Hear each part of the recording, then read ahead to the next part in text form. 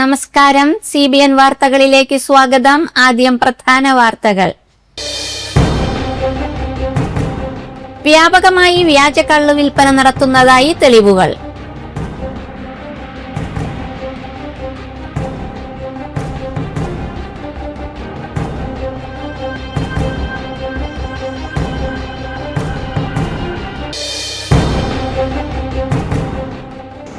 Midst silver jubilee scholarship 2026 പ്രഖ്യാപിച്ചു. Midst college of engineering ഇന്ന് midst group of institutions ആണ് എന്ന് പറയുമ്പോൾ രാജ്യം കടുത്ത സാമ്പത്തിക പ്രതിസന്ധിയിലൂടെ കടന്നുപോകുമ്പോൾ ഇന്ധനവില വർദ്ധിപ്പിച്ചത് ജനങ്ങളോടുള്ള വെല്ലുവിളിയാണെന്ന് അവർ പറയുന്ന യുദ്ധമാണ്. പക്ഷേ ഈ യുദ്ധസമയത്ത് പോലും ഇന്ത്യ ഗവൺമെന്റിനോട് രാജ്യത്തെ കോടിക്കണക്കിന് ട്രെയിൻ യാത്രക്കാർക്കായി ഇന്ത്യൻ റെയിൽവേ പുതിയ IRCTC വെബ്സൈറ്റ് അവതരിപ്പിക്കാൻ ഒരുങ്ങുന്നു.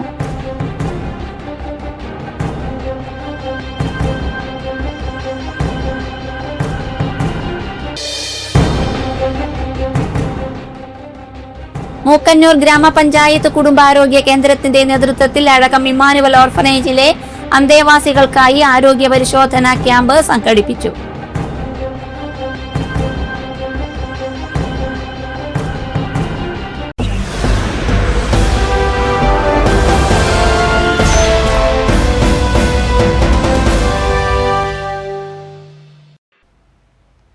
വാർത്തകൾ വിശദമായി. വ്യാപകമായി വ്യാജ കള്ള് വിൽപ്പന നടത്തുന്നതായി തെളിവുകൾ.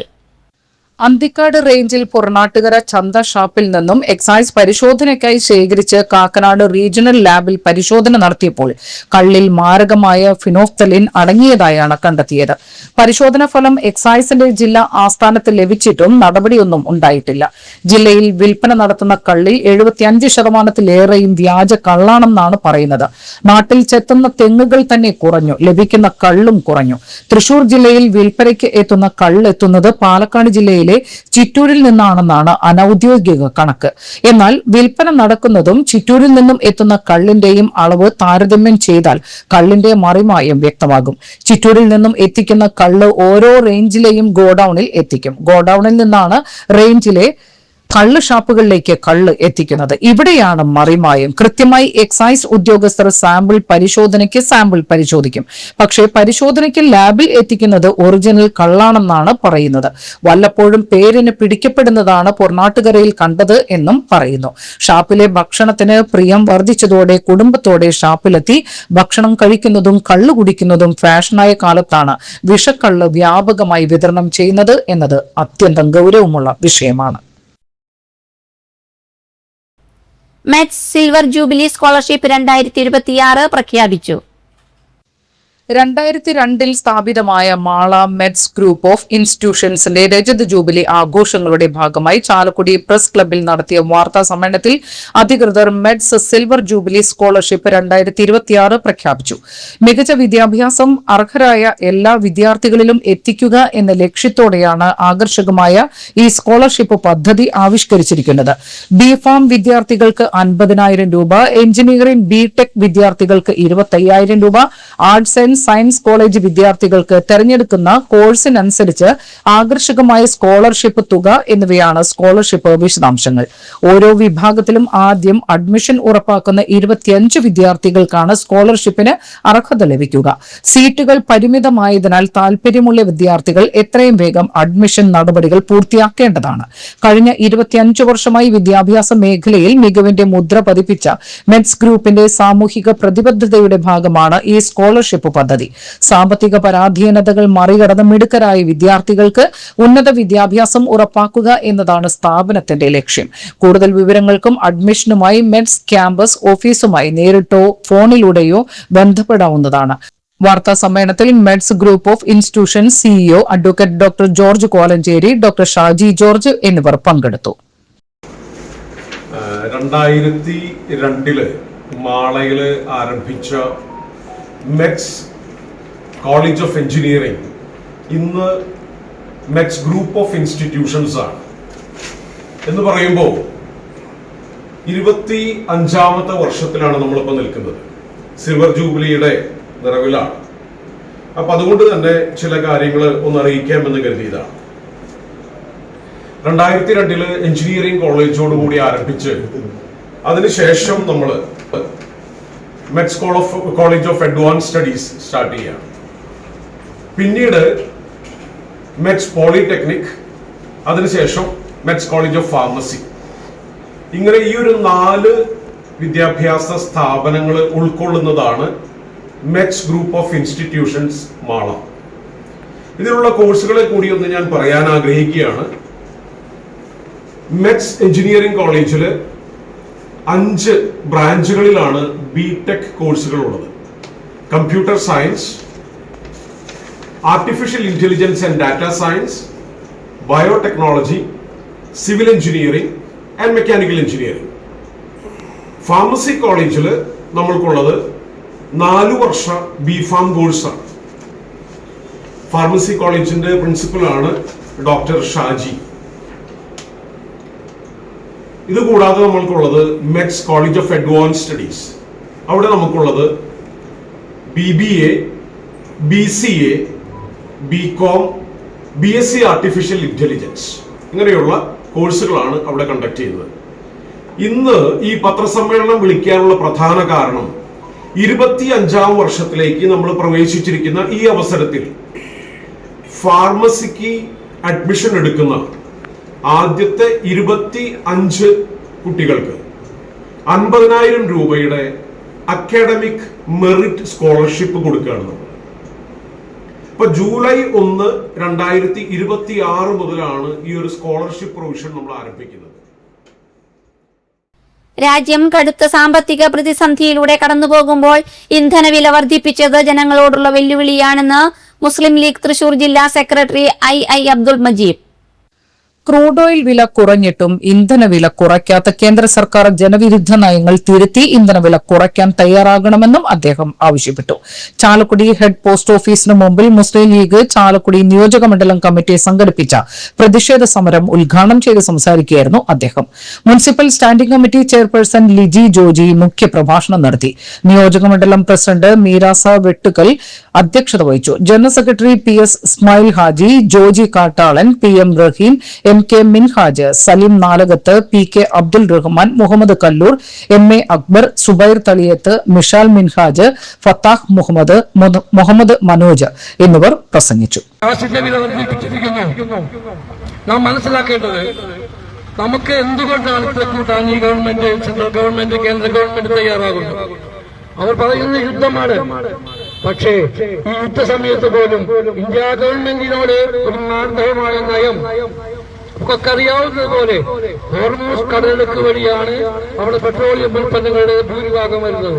ഏറ്റവും എളുപ്പത്തിൽ വരുമ്പോൾ, അല്ലാതെ ചുറ്റി വരുമ്പോൾ 4000 കിലോമീറ്ററിലധികം ചുറ്റി വരുന്ന അവസ്ഥയിൽ നിന്നും ഹോർമൂസ് വഴി കപ്പലുകൾ കടന്നു വരുമ്പോൾ ഇറാനിൽ നിന്നും, റഷ്യയിൽ നിന്നും, ചൈനയിൽ നിന്നും, മറ്റു രാജ്യങ്ങളിൽ നിന്നും നമുക്ക് ക്രൂഡ് ഓയിലുകൾ വരുമ്പോൾ ഇന്ത്യക്ക് ഇറാൻ കൊടുത്ത ഇളവുണ്ടായിരുന്ന രാജ്യത്ത് നമ്മളെ ബാധിക്കാത്ത വിധത്തിലാണ് പോയിരുന്നത്. പക്ഷെ പിന്നീട് ഇറാൻ ഇന്ത്യയുടെ കപ്പലുകൾ ആക്രമിക്കുകയും ഇന്ത്യയുടെ കപ്പലുകൾ തടയാൻ വന്നൊരവസ്ഥയാണ്. എന്താണ് അതിന് കാരണം? രാജ്യത്തെ കോടിക്കണക്കിന് ട്രെയിൻ യാത്രക്കാർക്കായി ഇന്ത്യൻ റെയിൽവേ പുതിയ IRCTC വെബ്സൈറ്റ് അവതരിപ്പിക്കാൻ ഒരുങ്ങുന്നു. ജൂലൈ 15-നകം പുതിയ പ്ലാറ്റ്ഫോം പ്രവർത്തനം ആരംഭിക്കുമെന്നാണ് റിപ്പോർട്ട്. നിലവിലെ വെബ്സൈറ്റിൽ യാത്രക്കാർ നേരിടുന്ന ലോഡിംഗ് പ്രശ്നം, സെർവർ തകരാർ, കാഴ്ച പ്രശ്നങ്ങൾ, തൽക്കാൽ ബുക്കിംഗിനിടെയുള്ള തടസ്സങ്ങൾ എന്നിവ പരിഹരിക്കുകയാണ് പുതിയ സംവിധാനത്തിന്റെ പ്രധാന ലക്ഷ്യം. പുതിയ വെബ്സൈറ്റിന്റെ പ്രധാന ആകർഷണം അതിന്റെ വേഗതയാണ്. നിലവിൽ മിനിറ്റിൽ ഏകദേശം 32,000 ടിക്കറ്റ് ബുക്കിംഗുകൾ കൈകാര്യം ചെയ്യാൻ കഴിയുന്ന സംവിധാനത്തിന് പകരമായി പുതിയ പ്ലാറ്റ്ഫോം മിനിറ്റിൽ 1.5 ലക്ഷത്തിലധികം ബുക്കിംഗുകൾ കൈകാര്യം ചെയ്യാൻ ശേഷിയുള്ളതായിരിക്കും. ഉത്സവ സീസണുകളിലും തൽക്കാൽ ബുക്കിംഗ് സമയങ്ങളിലുമുള്ള തിരക്ക് കുറയ്ക്കാൻ ഇത് സഹായിക്കുമെന്നാണ് വിലയിരുത്തൽ. യാത്രക്കാർക്ക് കൂടുതൽ സൗകര്യപ്രദമായ നിരവധി ഫീച്ചറുകളും പുതിയ വെബ്സൈറ്റിൽ ഉൾപ്പെടുത്തും. സ്വന്തം സീറ്റ് മുൻഗണന തെരഞ്ഞെടുക്കാൻ കഴിയുന്ന സംവിധാനം, വിവിധ ദിവസങ്ങളിലെ ടിക്കറ്റ് നിരക്ക് താരതമ്യം ചെയ്യാൻ കഴിയുന്ന ഫെയർ കലണ്ടർ, വിവിധ ഭാഷകളിലുള്ള ഉപയോഗ സൗകര്യം എന്നിവ ഉൾപ്പെടും. വിദ്യാർത്ഥികൾ, ഭിന്നശേഷിക്കാർ, രോഗികൾ എന്നിവർക്കുള്ള പ്രത്യേക സേവനങ്ങളും ഏകീകൃത സംവിധാനത്തിലൂടെ ലഭ്യമാക്കാനാണ് പദ്ധതി. ടിക്കറ്റ് ലഭ്യത സംബന്ധിച്ച വിവരങ്ങൾ പരിശോധിക്കുന്നതിലും വലിയ പുരോഗതി ഉണ്ടാകുമെന്നാണ് റെയിൽവേ അധികൃതർ വ്യക്തമാക്കുന്നത്. രാജ്യത്തെ ട്രെയിൻ ടിക്കറ്റ് ബുക്കിംഗുകളിൽ ഏകദേശം 88% ഇപ്പോൾ ഓൺലൈൻ വഴിയാണ് നടക്കുന്നത്. അതിനാൽ പുതിയ വെബ്സൈറ്റ് പ്രവർത്തനക്ഷമമാകുന്നതോടെ യാത്രക്കാർ ഏറെ നാളായി നേരിടുന്ന സാങ്കേതിക പ്രശ്നങ്ങൾക്ക് പരിഹാരമാകുമെന്നാണ് പ്രതീക്ഷ. ചാലക്കുടി മർച്ചന്റ്സ് അസോസിയേഷൻ വനിതാ വിംഗ് പൊതുയോഗവും തിരഞ്ഞെടുപ്പും നടത്തി. കേരള വ്യാപാരി വ്യവസായി ഏകോപന സമിതി വനിതാ വിംഗ് ജില്ലാ പ്രസിഡന്റും സംസ്ഥാന ട്രഷററുമായ ഷൈന ജോർജ് ഉദ്ഘാടനം ചെയ്തു. മർച്ചന്റ്സ് അസോസിയേഷൻ വനിതാ പ്രസിഡന്റ് സിന്ധു ബാബു അധ്യക്ഷയായി. ചാലക്കുടി മർച്ചന്റ്സ് അസോസിയേഷൻ പ്രസിഡന്റായ ജോയ് മുഖ്യാതിഥിയായി. ചാലക്കുടി നിയോജകമണ്ഡലം chairman PV Francis, convener Sasidharan, treasurer C Vinod, association general secretary Binu Manjali, treasurer Shaiju Puthampurakkal, Chandran Kolathappally, Raison Alukka, വനിതാ വിംഗ് കോർഡിനേറ്റർ ആന്റോ മേനാച്ചേരി എന്നിവർ പ്രസംഗിച്ചു. ഭാരവാഹികളായി Sindhu Babu president, Shaina George, Mini Raju vice പ്രസിഡന്റുമാർ, Shaji Anto general secretary, Smaija Santhosh, Molly Joshi joint സെക്രട്ടറിമാർ, സിനി സന്തോഷ് ട്രഷറർ എന്നിവരെ തെരഞ്ഞെടുത്തു. യോഗത്തിൽ ചാലക്കുടി മുനിസിപ്പൽ കൌൺസിലറായി തെരഞ്ഞെടുത്ത റെയ്സൻ ആലുക്കയെയും SH കോളേജിൽ പ്രൊഫസർ ഓഫ് പ്രാക്ടീസായി തെരഞ്ഞെടുത്ത ജില്ലാ പ്രസിഡന്റും സംസ്ഥാന ട്രഷററുമായ ഷൈന ജോർജിനെയും ആദരിച്ചു. മാറിക്കൊണ്ടിരിക്കുകയാണ് നമ്മുടെ റിയൽ ലൈഫ് എന്ന് പറയുന്നതിൽ നിന്ന് തന്നെ ഇപ്പോൾ റിയൽ ലൈഫിലേക്ക് പലരും മാറിക്കൊണ്ടിരിക്കുകയാണ്. ആ റിയൽ ലൈഫിൽ നിന്ന് നമ്മൾ തിരിച്ച് റിയൽ ലൈഫിലേക്ക് വന്ന് കുടുംബത്തെയും സംരംഭത്തെയും ഒന്നിച്ചു കൊണ്ടുപോകാൻ നമുക്ക് സാധിക്കട്ടെ. കാരണം കുടുംബത്തിൽ നിന്നാണ് നമുക്ക് സംരംഭത്തിൻ്റെ ഉയർച്ച വരുന്നത്. ഞാനിവിടെ 2008 വരുമ്പോൾ ഒന്നുമല്ലാത്തൊരവസ്ഥയിലായിരുന്നു. മൂക്കന്നൂർ ഗ്രാമപഞ്ചായത്ത് കുടുംബാരോഗ്യ കേന്ദ്രത്തിന്റെ നേതൃത്വത്തിൽ അഴകം ഇമ്മാനുവൽ ഓർഫനേജിലെ അന്തേവാസികൾക്കായി ആരോഗ്യ പരിശോധന ക്യാമ്പ് സംഘടിപ്പിച്ചു. കാഴ്ച പരിശോധന, ബോധവൽക്കരണ ക്ലാസുകൾ, ക്ഷയരോഗ സ്ക്രീനിംഗ്, ഡ്രൈ ഡേ ദിനാചരണം എന്നിവയായിരുന്നു പരിപാടികൾ. ഗ്രാമപഞ്ചായത്ത് പ്രസിഡന്റ് ജയ രാധാകൃഷ്ണൻ ഉദ്ഘാടനം ചെയ്തു. ആരോഗ്യകാര്യ സ്ഥിരം സമിതി അധ്യക്ഷ വിൻസി അധ്യക്ഷയായി. മെഡിക്കൽ ഓഫീസർ ഡോക്ടർ രഞ്ജിനി വിഷയാവതരണം നടത്തി. Health inspector Santhosh Kumar, junior health inspector Muhammad Hasankutty എന്നിവർ ബോധവൽക്കരണ ക്ലാസുകൾക്ക് നേതൃത്വം നൽകി. ഒപ്റ്റോമെട്രിസ്റ്റ് ജിഷ ജോസ് കാഴ്ച പരിശോധനയ്ക്ക് നേതൃത്വം നൽകി.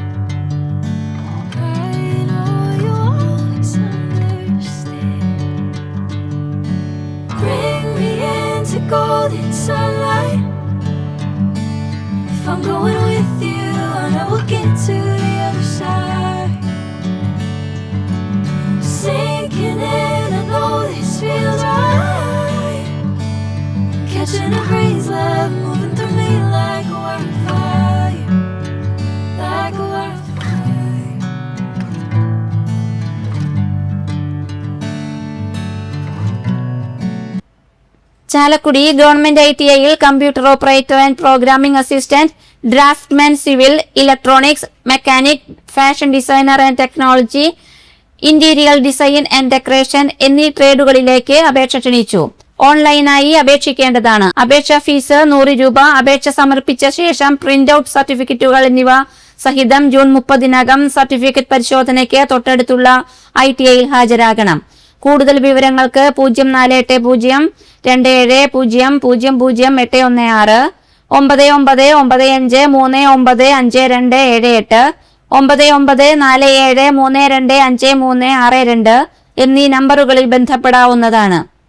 കേരള സംസ്ഥാന വയോജന കമ്മീഷൻ ചെയർപേഴ്സണും മുൻ MP-യുമായ സോമപ്രസാദ്, കമ്മീഷൻ അംഗങ്ങളായ KNK നമ്പൂതിരി, അമരവിള രാമകൃഷ്ണൻ എന്നിവർ വിയൂർ സെൻട്രൽ ജയിൽ സന്ദർശിച്ച് മുതിർന്ന തടവുകാരുമായി കൂടിക്കാഴ്ച നടത്തി. വയോജനങ്ങളുടെ ക്ഷേമം, താൽപര്യം, അവകാശം എന്നിവ സംരക്ഷിക്കുന്നതിനും അവർക്ക് നിയമപരമായ ആനുകൂല്യങ്ങൾ ഉറപ്പാക്കുന്നതിനുമായി രൂപീകരിച്ച കമ്മീഷൻ മുതിർന്ന തടവുകാരുടെ പ്രശ്നങ്ങൾ നേരിട്ട് ചോദിച്ചറിഞ്ഞു. വിയൂർ ജയിലിലെ തടവുകാരന്റെ പരാതിയുടെ അടിസ്ഥാനത്തിലാണ് കമ്മീഷൻ സന്ദർശനം നടത്തിയത്. സംസ്ഥാനത്തെ ജയിലുകളിൽ കമ്മീഷൻ ആദ്യമായി നടത്തുന്ന സന്ദർശനമാണ് വിയൂരിലേത്. വാർദ്ധക്യ സഹജമായ ശാരീരിക അവശതകൾ നേരിടുന്നവർക്ക് തുണയായി പരിചാരകരെ നൽകുന്ന കാര്യത്തിൽ ജയിൽ അധികൃതർ ഉചിതമായ നടപടി സ്വീകരിക്കണമെന്ന് കമ്മീഷൻ ആവശ്യപ്പെട്ടു. തടവുകാരുടെ മാനസിക പ്രശ്നങ്ങൾ കൈകാര്യം ചെയ്യാനും ആത്മധൈര്യം പകരാനും സ്ഥിരമായി ഒരു കൌൺസിലറുടെ സേവനം അത്യാവശ്യമാണെന്ന് കമ്മീഷൻ വിലയിരുത്തി. നിലവിൽ ജയിലിൽ കൌൺസിലർ ഇല്ലെന്നും ഈ ഒഴിവ് നികത്താൻ അടിയന്തര നടപടി സ്വീകരിക്കുമെന്നും ജയിൽ DIG S. സജീവ് കമ്മീഷനെ അറിയിച്ചു. പ്രായമായ രോഗികൾക്ക് ഡോക്ടറെ കാണുവാനും മരുന്ന് വാങ്ങുവാനുമായി കൂടുതൽ സൌകര്യപ്രദമായ ക്രമീകരണങ്ങൾ ഒരുക്കണമെന്ന് തടവുകാർ ആവശ്യപ്പെട്ടു. ആയുർവേദ ഡോക്ടറുടെ സേവനം കൂടുതൽ വിപുലപ്പെടുത്തുന്ന കാര്യവും കമ്മീഷന്റെ മുന്നിൽ ഉയർന്നുവന്നു. ജില്ലാ ആശുപത്രിയിൽ ലഭ്യമാകുന്ന മരുന്നുകൾ നിലവിൽ കൃത്യമായി തടവുകാർക്ക് എത്തിച്ചു നൽകുന്നുണ്ടെന്ന് ജയിൽ അധികൃതർ വ്യക്തമാക്കി. പുറത്തുനിന്ന് വാങ്ങേണ്ട മരുന്നുകൾ യാതൊരുവിധ കാലതാമസവും ഇല്ലാതെ ജയിലിൽ ലഭ്യമാക്കുന്നതിന് ആവശ്യമായ തുടർ നടപടികൾ അടിയന്തരമായി സ്വീകരിക്കുമെന്നും അധികൃതർ അറിയിച്ചു.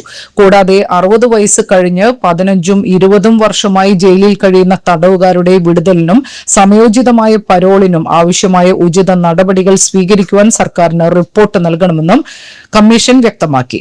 സന്ദർശനത്തിൽ jail DIG S. Sajeev, joint superintendent Anjun Aravind, deputy superintendent MS. Vishnu, welfare ഓഫീസർമാരായ CG സൈമൺ, ബേസിൽ ഏലിയാസ്, ജില്ലാ പ്രൊബേഷൻ ഓഫീസർ R. റോഷ്നി, ജില്ലാ information officer Priya K. Unnikrishnan, assistant information officer C. Karthika തുടങ്ങിയവർ പങ്കെടുത്തു. സംസ്ഥാനത്ത് ഒറ്റപ്പെട്ട ശക്തമായ മഴയ്ക്ക് സാധ്യത. വടക്കൻ ജില്ലകളിലാണ് മഴ മുന്നറിയിപ്പുള്ളത്. കണ്ണൂർ, കാസർഗോഡ് ജില്ലകളിൽ യെല്ലോ അലർട്ട് പ്രഖ്യാപിച്ചിട്ടുണ്ട്. 24 മണിക്കൂറിൽ 64.5 മില്ലിമീറ്റർ മുതൽ 115.5 മില്ലിമീറ്റർ വരെ മഴ ലഭിക്കാനുള്ള സാധ്യതയാണ് കേന്ദ്ര കാലാവസ്ഥാ വകുപ്പ് പ്രവചിച്ചിരിക്കുന്നത്. ശക്തമായ കാറ്റിനും ഇടിമിന്നലിനും സാധ്യതയുണ്ട്. കേരള, കർണാടക, ലക്ഷദ്വീപ് തീരങ്ങളിൽ ഇന്നും മത്സ്യബന്ധന വിലക്ക് തുടരും. കേരള, ലക്ഷദ്വീപ് തീരങ്ങളിൽ മണിക്കൂറിൽ 40 മുതൽ 50 കിലോമീറ്റർ വരെയും ചില അവസരങ്ങളിൽ മണിക്കൂറിൽ 60 കിലോമീറ്റർ വരെയും വേഗതയിൽ ശക്തമായ കാറ്റിനും മോശം കാലാവസ്ഥയ്ക്കും സാധ്യതയുണ്ട്. കർണാടക തീരത്ത് മണിക്കൂറിൽ 60 കിലോമീറ്റർ വരെയും വേഗതയിൽ ശക്തമായ കാറ്റിനും മോശം കാലാവസ്ഥയ്ക്കും സാധ്യതയുണ്ടെന്നും കാലാവസ്ഥാ വകുപ്പ് അറിയിച്ചു. കൊരട്ടി അന്നനാട് വീട്ടിത്തോട്ടിൽ ഇന്ദിരാമ നിര്യാതയായി. 77 വയസ്സായിരുന്നു. സംസ്കാരം നടത്തി. കൊരട്ടി കോനൂർ വലിയ വീട്ടിൽ സുകുമാരൻ നിര്യാതനായി. 74 വയസ്സായിരുന്നു. സംസ്കാരം നടത്തി. പ്രധാന വാർത്തകൾ ഒരിക്കൽ കൂടി. വ്യാപകമായി വ്യാജ കള്ള് വിൽപ്പന നടത്തുന്നതായി തെളിവുകൾ.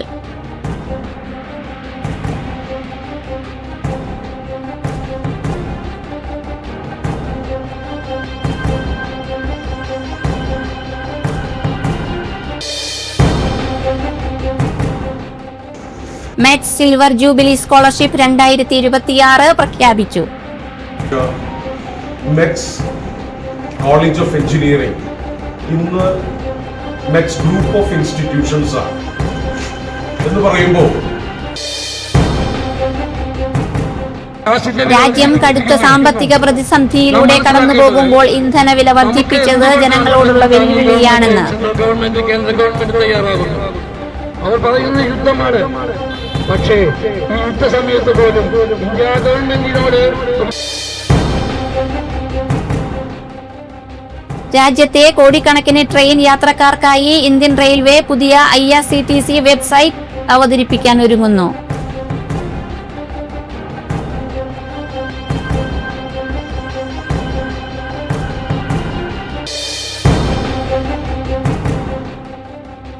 മൂക്കന്നൂർ ഗ്രാമപഞ്ചായത്ത് കുടുംബാരോഗ്യ കേന്ദ്രത്തിന്റെ നേതൃത്വത്തിൽ അഴകം ഇമ്മാനുവൽ ഓർഫനേജിലെ അന്തേവാസികൾക്കായി ആരോഗ്യ പരിശോധനാ ക്യാമ്പ് സംഘടിപ്പിച്ചു.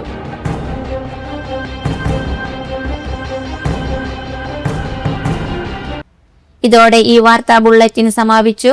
നമസ്കാരം.